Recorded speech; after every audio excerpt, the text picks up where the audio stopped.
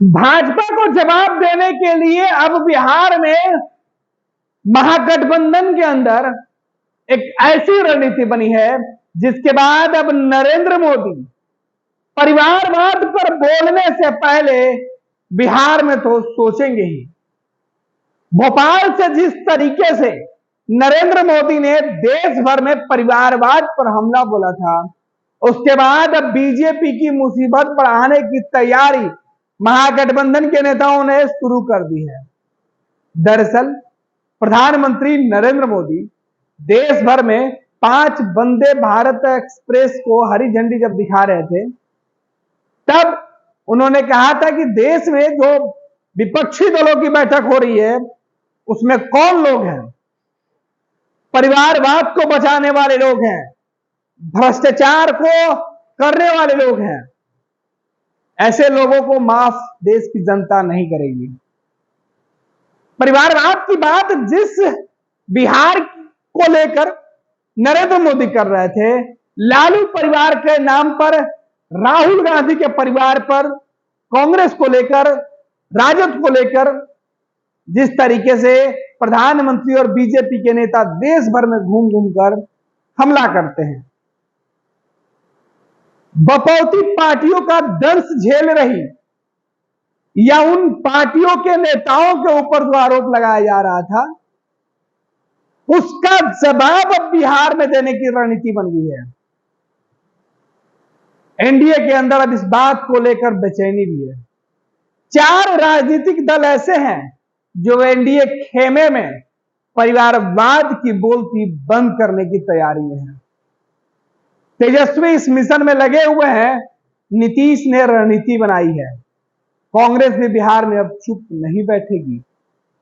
वाम दल तो पहले से ही एनडीए के खिलाफ मोर्चा खोले हुए।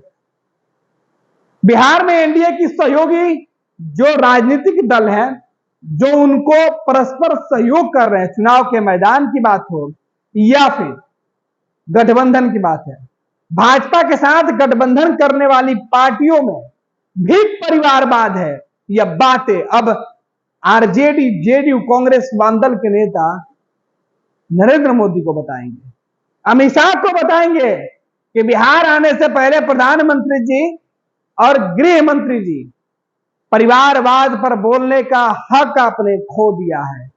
ये आपको याद दिला देंगे। ये बातें और ये दावे अब किए जाएंगे। बिहार की सियासत में कई ऐसी राजनीतिक दल हैं जो अपने पार्टियों में अपने परिवार के लोगों को उच्च स्थान दिए हुए हैं।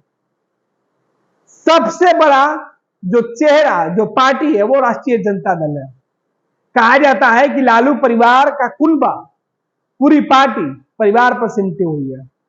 यही वजह है कि लालू हर मोर्चे पर निशाने पर रहते हैं। लेकिन अब लालू ही नहीं, बिहार की दूसरी राजनीतिक दल भी हैं जो परिवारवाद से भरी पड़ी हैं, लेकिन वो नरेंद्र मोदी के साथ खड़ी हैं। अब इसी पर सवाल उठ रहा है, क्योंकि चिराग पासवान यानी रामविलास पासवान की जो पार्टी थी, लोजपा, रामविलास और लोजपा, पशुपति पारस, दोनों में परिवारवाद है, लेकिन इस पर बीजेपी नेताओं की जुबान नहीं खुलते हैं। जीतन राम मांझी भी परिवारवाद की बात है। हाल ही में जीतन राम मांझी ने बीजेपी के साथ गठबंधन किया है। जीतन राम मांझी, उनके बेटे, उनके समधन, उनके समधी, परिवार के सभी लोग सियासत से जुड़े हुए हैं। जीतन राम मांझी के 3 विधायक तो खुद परिवार से ही हैं। अब परिवारवाद के बारे में अगर बीजेपी के नेता बिहार में राष्ट्रीय जनता दल को निशाने पर लेते हैं, तो राजद, कांग्रेस, जेडीयू, वामदल एक साथ इन 4 पार्टियों का हवाला देकर भाजपा की बोलती बंद कर देगी। कभी महागठबंधन से अलग हुए मुकेश सहनी भी एनडीए में है। हालांकि वो एनडीए से भी बाहर है, लेकिन एनडीए के समर्थन में है या नहीं, ये बिहार के सियासत में फिलहाल सहनी ने तय नहीं किया है। लेकिन जब वो एनडीए में थे तब यह बातें खूब चर्चा में थी कि मुकेश सहनी भी परिवारवाद के छाप से खुद को नहीं बचा पाए हैं।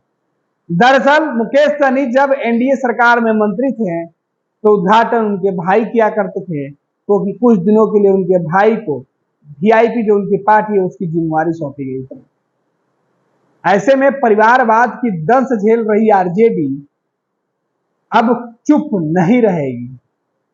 अपने और अपने नेताओं के ऊपर उठने वाले बीजेपी नेताओं के उन तमाम आरोपों का जवाब दिया जाएगा। 2024 के चुनाव में यह रणनीति बन चुकी है कि भाजपा के जुबान में ही किस तरीके से जवाब दिया जाए।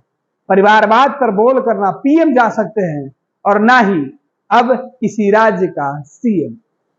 अमित शाह की तो बात ही अलग है, क्योंकि परिवारवाद की चपेट में तो अमित शाह पहले ही आ चुके हैं। बायोम जो है मेडिकल प्रिपरेशन का एकमात्र संस्थान, जहां है complete digital classrooms, video lectures, student tracking system, library facility and 100% result oriented rankers batch. Biome, Hinoo एवं नगरा टोली, रांची।